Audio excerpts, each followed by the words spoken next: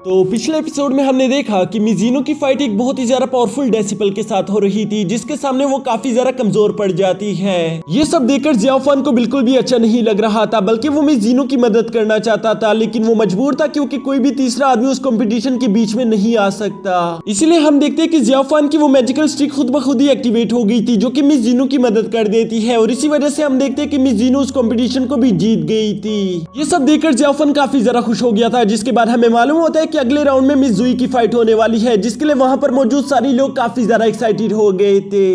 अब आगे तो नेक्स्ट एपिसोड बिल्कुल उसी सीन से शुरू होता है, जहां पर बहुत सारे लोग मिज़ुई की फाइट देखने के लिए काफी ज्यादा एक्साइटेड हो गए थे। यहां पर मिज़ुई का ओपिनियन खुद का तारुफ करवाते हुए बताता है कि मेरा नाम फेंग चाओ है और मैं ड्रैगन सेक्ट से बिलोंग करता हूं, जो सुनकर मिज़ुई को काफी ज्यादा अच्छा महसूस होता है। वो अपने मास्टर की तरफ देखती है, जिस पर उसके मास्टर ने भी उसे हाँ का इशारा कर दिया था। यहाँ अपने मास्टर की तरफ से हाँ मिलने के बाद मिज़ुई कहती है कि तुम काफी अच्छी इंसान हो, इसलिए मैं तुम्हें पहला हमला करने का मौका देती हूँ। ये बात सुनते साथ ही हम देखते हैं कि फेंग ने अपनी तलवार निकालकर बड़ी तेजी के साथ आगे बढ़ते हुए मिज़ुई पर अटैक करना शुरू कर दिया था। उसकी रफ्तार काफी ज्यादा हाई थी, लेकिन इसके बावजूद भी वो मिज़ुई को टच नहीं कर पा रहा था, जिसकी वजह से वहां पर मौजूद सारी डेसिबल उसका मजाक बनाना शुरू कर देते हैं। ये सब सुनकर फेंग को काफी ज्यादा गुस्सा आ गया था, जिसके बाद वो बड़ी तेजी के साथ मूव करते हुए मिज़ुई के आसपास बहुत सारी बर्फ जमा देता है, और ये सब करने के बाद वो और भी अपने आइस अटैक से अभी मिज़ुई पर हमला करने ही वाला था। साथ ही साथ वो मिज़ुई को वार्न भी कर देता है कि अब तुम्हारे पास भागने के लिए कोई भी जगह मौजूद नहीं, तो इसलिए अच्छा यही होगा कि तुम अभी की अभी हार मान लो। और ये कहते साथ ही हम देखते हैं कि फेंग ने बड़ी तेजी के साथ आगे बढ़ती हुई उस पर अपना फाइनल अटैक कर दिया था, लेकिन हम देखते हैं कि मिज़ुई भी किसी से कम नहीं थी। वो वहां पर मौजूद सारी आइस अटैक्स को बहुत ही आसानी के साथ तोड़ देती है, और साथ ही साथ हम देखते हैं कि उसने बहुत ही आसानी के साथ फेंग पर अटैक करके अपनी तलवार को उसके गर्दन पर रख दिया था, जिसके साथ वो फेंग से कहती है कि हार मान लो। लेकिन यहाँ पर फेंग का हार मानने का कोई इरादा नहीं था, इसलिए वो अपनी तलवार को दोबारा उठाने की कोशिश करता है ताकि वो जुई पर अटैक कर सके।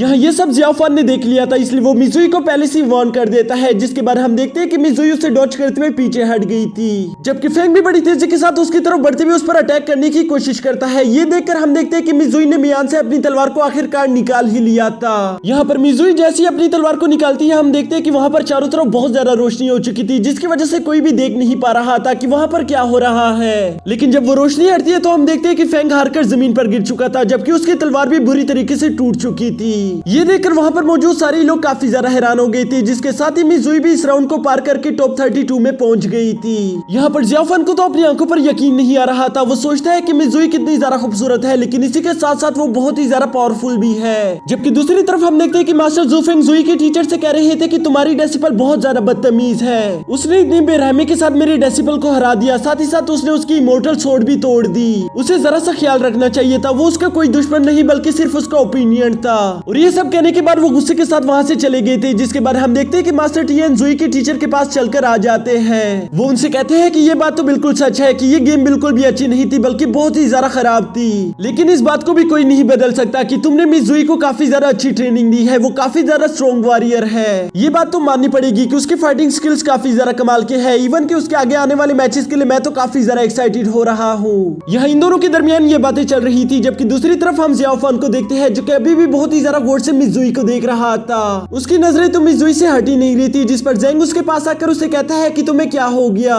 कहीं तुमने मिज़ुई को ज़ीनिर के साथ कंपेयर करना तो नहीं शुरू कर दिया, तुम्हें कौन ज्यादा खूबसूरत लग रही है। जिस पर जियाओ फान शर्माते हुए कहता है कि नहीं ऐसे तो कोई बात नहीं, क्योंकि उसे खुद ही मालूम नहीं था कि वो यहाँ पर क्या सोच रहा है। जियाओ फान यहाँ पर अपनी फीलिंग्स के बारे में कुछ भी समझ नहीं पा रहा था कि तभी ज़ेंग उससे कहता है कि मुझे याद आया, अभी तो मेरी कंपटीशन की बारी है, इसलिए अभी के लिए मुझे यहाँ से जाना होगा, हमारी मुलाकात बाद में होगी। और ये कहकर वो वहाँ से भागते हुए चला जाता है। इसके बाद नेक्स्ट सीन में हम देखते हैं कि यहाँ पर शाम हो चुकी थी और जियाओ फान अभी भी उस मैदान में आकर नेक्स्ट राउंड में जाने वाले स्टूडेंट्स के नेम पढ़ रहा था कि तभी अचानक उसको वहाँ पर किसी की आवाज सुनाई दे देती है, जिसकी वजह से वो भागता हुआ वहाँ पर एक पिलर के पीछे जाकर छुप गया था। यहाँ पर जियाओ फान देखता है कि वो आवाज किसी और की नहीं बल्कि मिज़ुनो की थी, जो कि ब्रदर काई के साथ यहाँ पर राउंड करने के लिए निकली होती है। वो ब्रदर काई से कहती है कि चलो भी हमें यहाँ से जाना होगा, इससे पहले कि हमें यहाँ पर कोई अकेले देख ले। ये देखकर तो जियाओ फान का दिल पूरी तरह से टूट गया था, क्योंकि उसे मालूम हो जाता है कि शायद ये दोनों मिलकर एक दूसरे को चुपके से डेट कर रहे हैं। बस ये लोग किसी को बताना नहीं चाहते, असल में शायद ये लोग एक दूसरे को पसंद करते हैं और इसी वजह से हम देखते हैं कि जियाफान काफी ज्यादा उदास हो चुका था।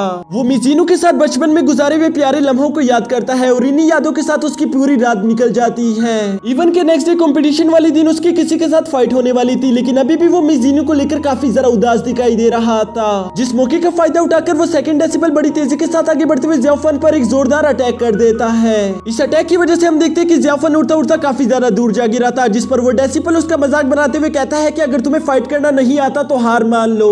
ये सुनकर जियाफान दोबारा से खड़े होते हुए कहता है कि नहीं, मैं हार नहीं मान सकता, और वो दोबारा से खुद को फाइट के लिए पूरी तरह से रेडी कर लेता है। जिसके बाद हम देखते हैं कि जियाफान ने अपनी ची एनर्जी को रिलीज करते हुए बड़ी तेजी के साथ आगे बढ़ते हुए उस डेसिबल पर अटैक करना शुरू कर दिया था।